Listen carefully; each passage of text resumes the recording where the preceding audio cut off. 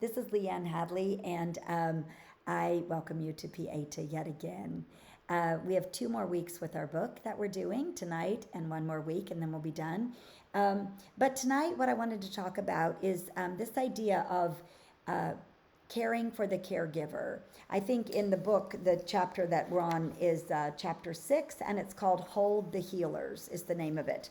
And I want to just remind us that last week we talked about how we all have life, the good times of life and also these grieving times. So, grief, life, and they kind of go back and forth and they're like this. They're not either or, they're like this, the grief and the life. And that we are entitled to live a good life even in the midst of our grief. We're allowed to acknowledge the pain and understand that it's a part of our lives, even if it's an ongoing pain that we have, that, we have that. We can acknowledge it, but we can also live life. We can also be happy. We don't have to feel guilty. And it's the same with people that we care for. If we care for somebody who's in pain or suffering or whatever, we're still allowed to go have an ice cream cone and enjoy it. We're allowed to go to a movie. We're allowed to enjoy our lives. And that's actually in keeping with God's desire for us to have life. God gave us life. And grief is part of life, but God's goal is that we live in this state of knowing, as long as we have life, that there's hope and there's love and there's joy. So you're allowed to feel all of those things at the same time as your grief. Now, when we are a caregiver, so that's our personal lives, when we're a caregiver, we are going to, when we hold sacred space with another person, we're going to have many times where we're exhausted.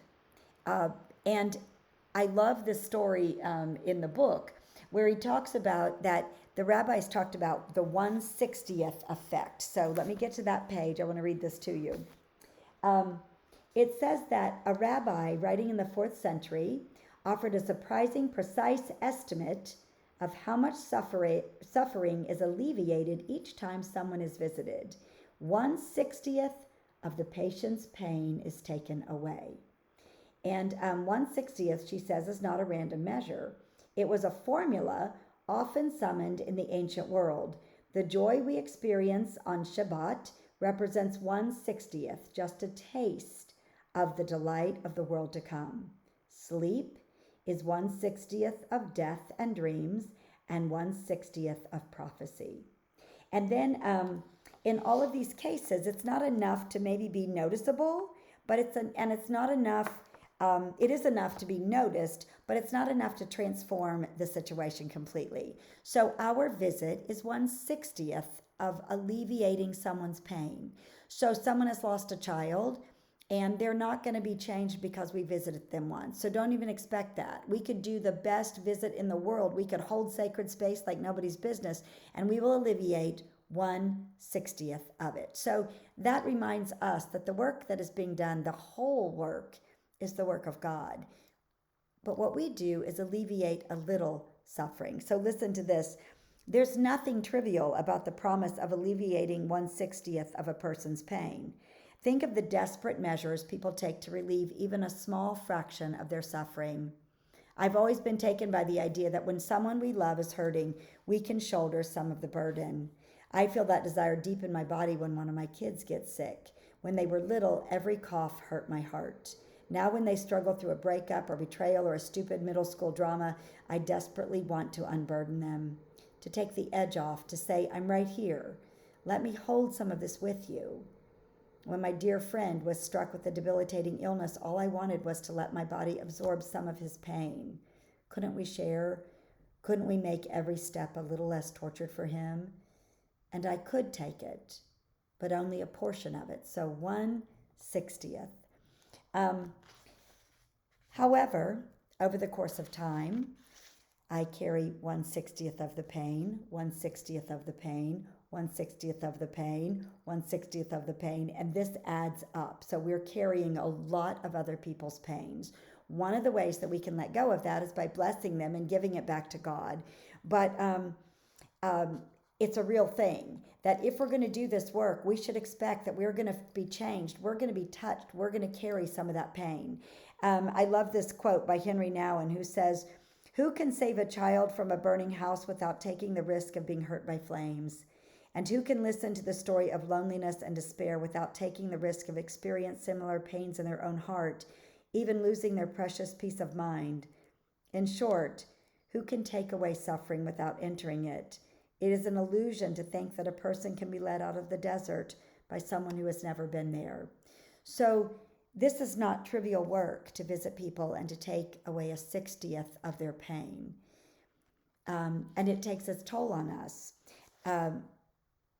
Sharon Brous talks about a field of study that's emerged in recent years on secondary trauma, which is looking at the cumulative toll of trauma exposure on caregivers. And it says it manifests in all kinds of unhealthy ways.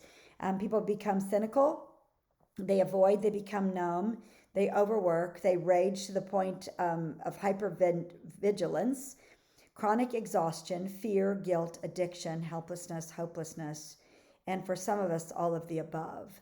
So she says, we're not talking about spiritual harm, we're talking about real physical harm for their bodies. And so the point of this book is to say, if we're going to do this work, we also have to do care. We have to receive care. And for many of us, for most of us that sat through a book called The Amen Effect, we want to give the care, but we do not want to receive it. And so tonight, what I want to talk about are two questions. Number one, why is it so hard to receive the care of another person? Why is that so hard for us? And what is a mantra or something that we're going to say going forward that's going to allow us to receive that care? So number one, why is it so hard to receive care? And number two, what could maybe a mantra or a sentence that you say over and over be that would help you when you refuse care to say, wait, I can receive care. Maybe it's, I deserve care, or I don't want to have a heart attack by overworking, or whatever it is. I don't know, whatever your mantra is. So question number one, why is this so hard to receive care when we are so willing to give it? And second of all, what's a mantra that we can say as we do this work? All right, enjoy your time. Thank you for being here tonight. Let's end with our Pieta prayer. Let us be in the world with nothing to prove, letting go of all expectations and judgment. May we give and receive compassion. May we care for others and receive their care. May we love deeply and be loved by others. May we be in the world with nothing to prove. May we be Pieta. Thank you for being here, and I will see you next week. It'll be our last week with this book. Thanks.